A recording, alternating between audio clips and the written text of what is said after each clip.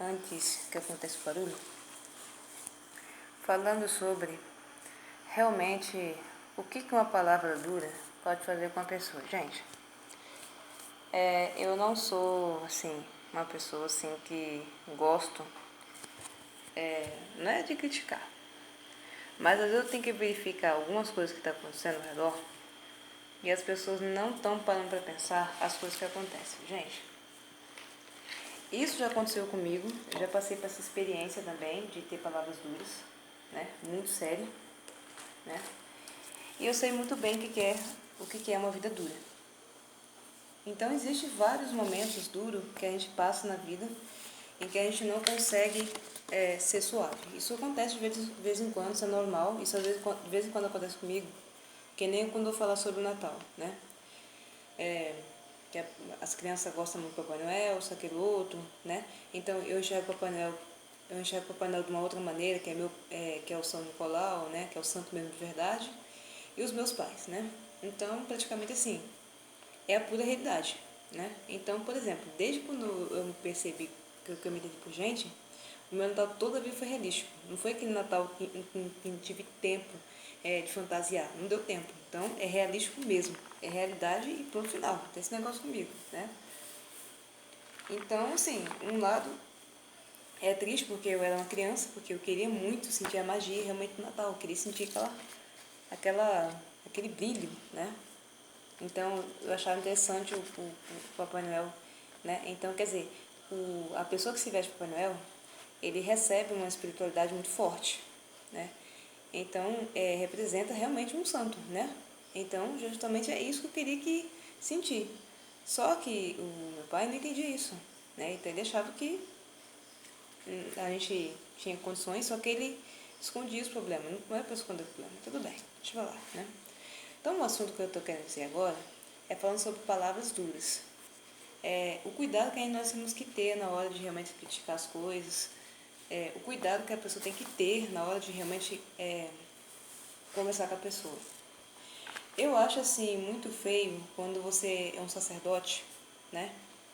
E que você, toda vez quando vai falar sobre realmente as roupas indecentes, vocês esculacham tanto a mulher e acham que a mulher vai ser condenada ao inferno. Gente, isso não existe. Isso não existe. Então, quer dizer, se isso é condenável, quer dizer, a igreja não tem culpa, né? A Bíblia não tem culpa de nada, claro que não tem. Lógico que não. A culpa é de quem sabe interpretar as coisas errado. Então, é muito complicado você realmente interpretar a Bíblia. É complicado demais. Então, os textos que tem na Bíblia é muito complexo. É muito difícil. Às vezes você tem que resumir realmente com a palavra do dicionário para você simplificar o significado, porque é muito difícil. Ainda tem que ter cuidado para você não mudar o valor semântico. Ainda tem que ter cuidado com isso. O que é valor semântico? O valor semântico é o sentido da palavra, que está escrito em qualquer texto que você lê. Tanto o texto bíblico e tanto o texto sem ser bíblico. Não importa qual texto. Mas que é muito importante ressaltar o cuidado que você tem que ter na hora de interpretar, gente. Então, qualquer interpretação errada que você interpretar, isso pode realmente gerar dificuldade de relacionamento pessoal. Isso pode gerar realmente uma dificuldade de você aproximar os fiéis de você, né? Então, por que a Igreja Católica está perdendo os fiéis? Não é porque a igreja é ruim, claro que não. A igreja é muito boa. Eu gosto muito da Igreja Católica. Então, quer dizer, se eu não gostasse da Igreja Católica, eu não estava aqui para lutar a favor das freiras. Eu não estava aqui para gastar meu dinheiro para fazer batina de padre. Eu não ia fazer isso, né? Porque eu acho bonito as roupas dos padres, eu acho bonito a Eucaristia, eu acho lindo a missa, eu acho legal, muito maneiro, é interessante, né? Aprendi muita coisa com a missa, né? Temas que eu nunca ouvi falar, mas eu estudei muito. Sabe como é que eu aprendi realmente a entender as coisas da espiritualidade? Brincando, celebrando missa. Foi assim que eu aprendi.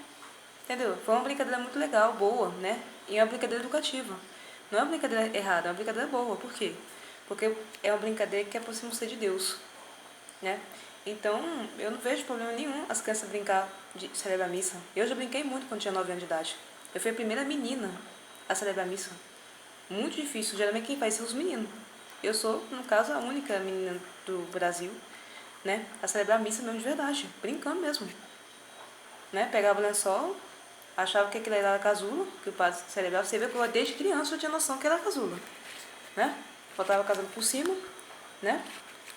E celebrava a missa, né? Desde os meus 7 anos de idade, eu sempre, desde os meus 9 anos de idade, sempre tive essa curiosidade. Eu observava como o padre celebrava a missa, como o padre lia a Bíblia, como o padre realmente explicava o sermão bíblico, como ele dava o sermão. Tudo eu aprendi, observando a igreja. Quer dizer, isso é uma educação válida para mim. Isso não é uma coisa difícil para mim, é uma coisa ótima. É um excelente aprendizado. Porque futuramente, que se Deus quiser se permitir que o sacerdócio feminino realmente funcione mesmo de verdade, né? Isso vai ser um grande avanço para a gente. Isso vai fazer com que a igreja faça que muitos fiéis vão para a igreja. Isso vai aproximar a igreja em 100% os fiéis. Então, muita gente pode até mesmo largar o mundo mundano, que muita gente critica, para o mundo religioso. Olha só, já para pensar nisso? Vocês não podem pensar nisso, né? Só que uma coisa que eu quero ressaltar, que quando a gente vai se formar para ser sacerdote, não é com palavra dura que você conquista os seus rebanho. Não é com palavra dura, né, com dureza que você ordenha as ovelhas. Não é assim. Jesus toda a vida foi suave com a voz. Toda a vida ele conversou suavemente. Mesmo que a palavra dele fosse muito séria, mas Jesus sempre teve cuidado com a...